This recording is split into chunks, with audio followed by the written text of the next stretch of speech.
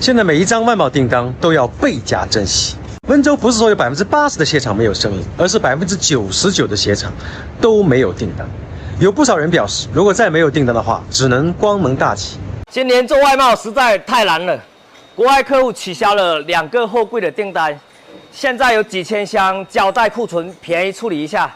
大家看一下，仓库都放不下了，这些价值有100多个 W。今年外贸非常惨了，我一个朋友做外贸，一年有800个货柜的，现在只有100多个货柜。另外一个朋友开工厂的，原来的订单现在萎缩90%，只剩10%。而另外一家出新加坡的都受到影响，直接要裁员50%来应对目前的这个危机。These are the real situations facing owners in China's foreign trade enterprises. We have also reported many times before that since the beginning of this year, ports in Shanghai and Shenzhen have been piled high with empty containers. Many foreign trade owners are struggling without orders and have had to give their workers time off or even shut down factories outright. However, the data released by the Chinese government for January to April showed that China's foreign trade was still growing. Moreover, there is a large discrepancy between the foreign trade import and export data published by the Chinese government and that released by countries like Vietnam, leading us to suspect data fabrication. One wonders if the figures from a few months ago were tampered with too heavily, revealing too many inconsistencies. It might be hard for China's customs to continue concealing the truth, which is why the foreign trade data for May, which was released recently, seems to have somewhat returned to normal. On June 7th, China's General Administration of Customs released the import and export data for May. Valued in US dollars, China's exports in May were $283.5 billion, a year-on-year decrease of 7.5%, far higher than the market expectation of a 0.4% decline. This ended China's trend of positive export growth for 2 consecutive months since March this year.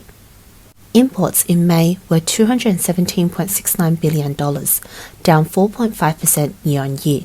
The trade surplus was $65.81 billion, a 16.1% year-on-year decrease.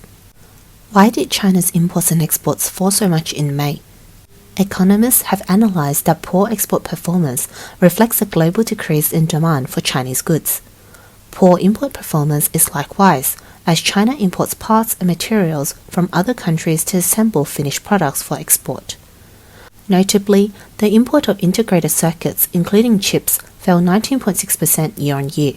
This corresponds with our previous reports that large electronics assembly factories, including Foxconn, are gradually withdrawing from China. Economist Xi Ling stated that the latest data shows that China has lost its position as the world's factory. Macroeconomic controls can't stop the downturn, and even a significant devaluation of the renminbi fails to stimulate imports and exports. This is likely to impact China's overall economic growth for the year. Let's take a closer look at the data. A press release from China's General Administration of Customs shows that, except for increases in trade with Italy, Indonesia, the UK, Canada, and Latin America, there were declines in several other major export markets, such as the United States, the European Union, Japan, and ASEAN countries. Let's look at the United States first. In May, China's export trade volume to the United States was $544 million less than in April, and $9.475 billion less than the same period last year. This year-on-year decline exceeded 18%. In the first 5 months of this year, China's exports to the United States decreased by 8.5%. In May, China's export trade volume to the EU was $113 million less than in April, and $3.375 billion less than the same period last year, representing a year-on-year decline of more than 7%.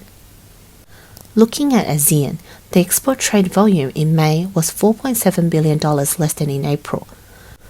Compared to the same period last year, China's export trade volume to ASEAN decreased by $7.85 billion, a decrease of 16%. This is the first decline since May 2020. The decrease in China's exports to ASEAN is also related to a decrease in export trade in ASEAN countries themselves. A lot of ASEAN's finished product exports are assembled or rebranded from parts or semi-finished products imported from China, then exported to countries like Europe and America.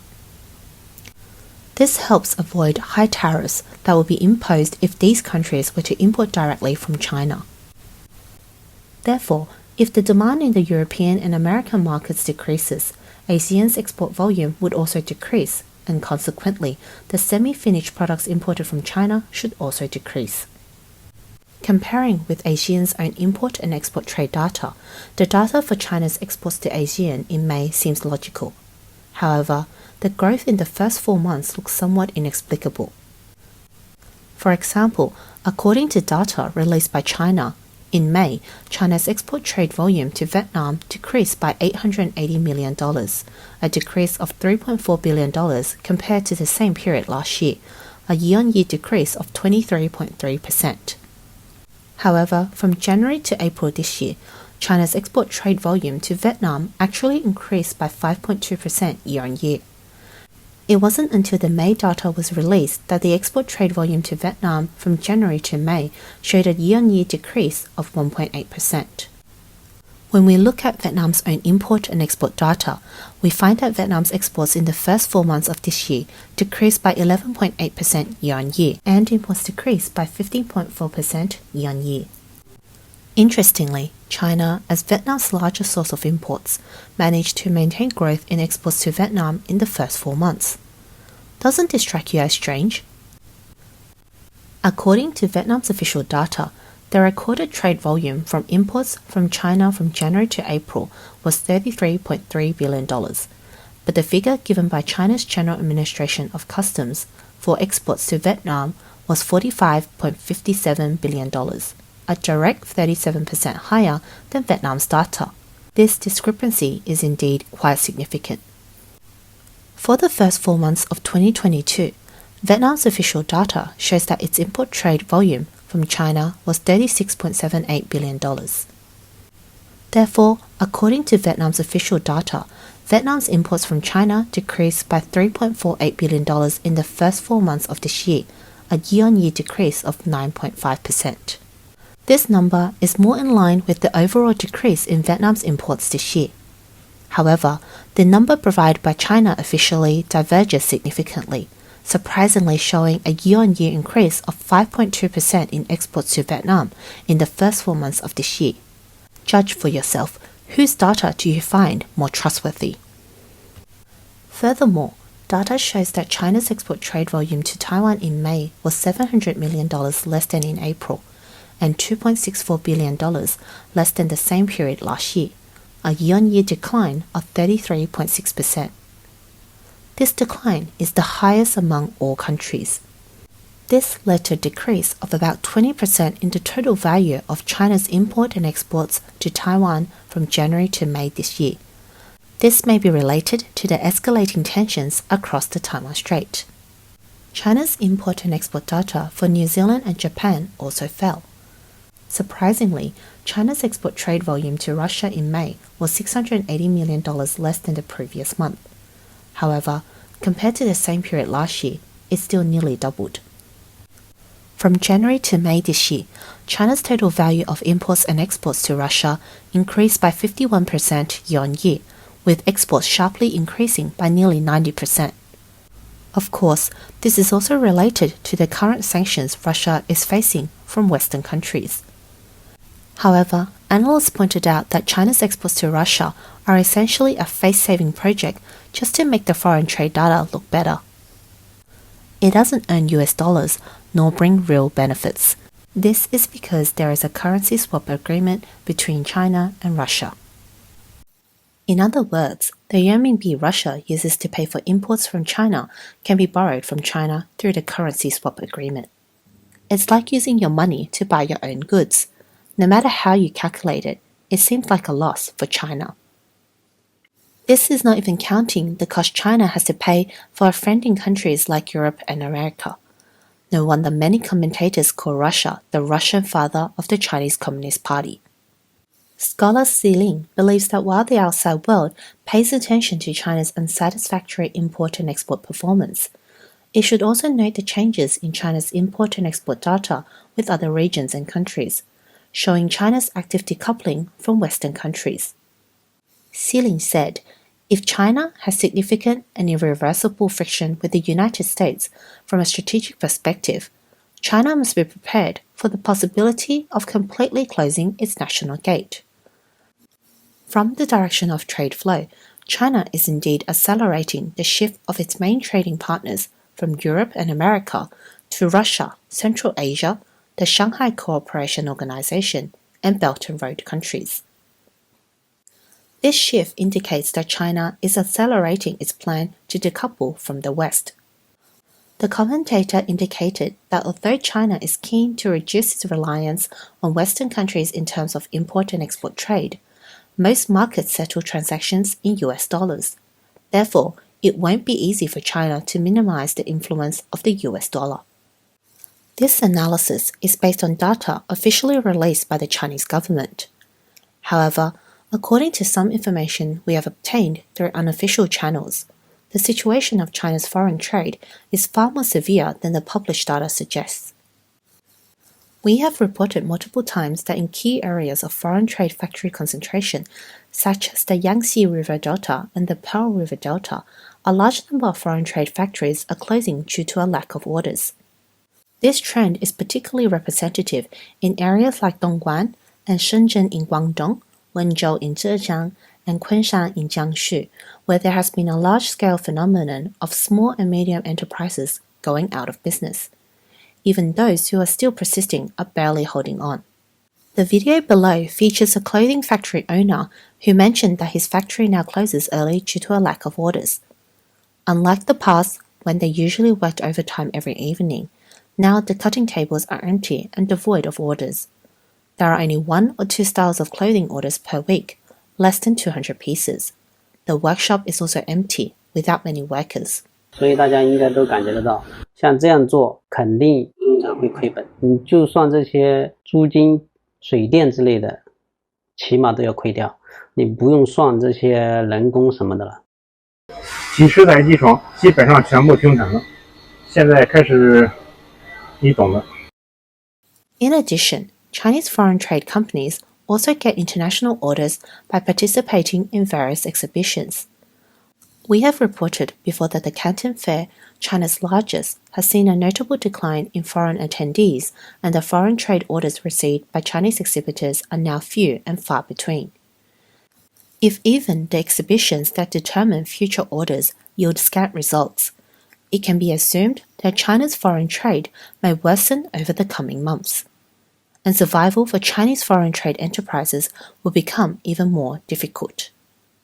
Recently, at the International Furniture Exhibition held in Shenzhen, the vast exhibition hall was also empty, with very few people. One woman mentioned her experience at a cross-border e-commerce exhibition at the Ningbo International Convention and Exhibition Center. Not only was the exhibition hall deserted, but the attendees were not genuine buyers. On May 23rd, International Fair of Plastics and Rubber Processing was held at the Kielce Exhibition Center in Poland, with many Chinese companies participating. However, based on the video footage released by the exhibitors, China's booths were largely unattended, with exhibitors either playing card games or scrolling through their phones. The first day of the Kielce Plastic Mold Exhibition was around 2 in the afternoon, and there were hardly any people in the exhibition hall. Moreover, more than 70 of the exhibitors in the hot hall were from China, including mold factories, plastic factories, manufacturers of plastic granules, tools, packaging materials, and various other products. In the video below, a young man has just attended a lighting exhibition in Mexico. He noticed that many Chinese companies that had paid to participate were unable to get visas for Mexico, resulting in their inability to attend the exhibition. He believes this is a manifestation of many countries following the US in decoupling from China. This video might be a bit long, but I think it's crucial for anyone in the manufacturing and foreign trade sectors, and anyone impacted by global affairs, to watch. During my recent participation in an exhibition in Mexico, the word decoupling took on new, significant meaning. This decoupling was multidimensional and intense. Previously, I had thought decoupling was primarily led by the US, with a few European countries following suit. That's the scenario I observed when I last visited a lighting exhibition in New York. However, this time, upon arriving in Mexico, I noticed the decoupling process was even more intense. Let me show you some pictures. They are of exhibitors who had paid for their booths, but couldn't attend the exhibition because they lacked Mexican or American visas. Despite having already paid, the lack of visas prevented them from coming. This wasn't just 1 or 2 exhibitors. It wasn't even 5. As I walked around the exhibition dragging my suitcase, I counted approximately 20 to 30 such cases. Considering the size of this exhibition, it's not as large as our domestic lighting exhibitions where it might take 1 to 2 days to cover. Here, it was possible to finish in half a day. Yet, 20 to 30 booths remained unattended. What does that tell you?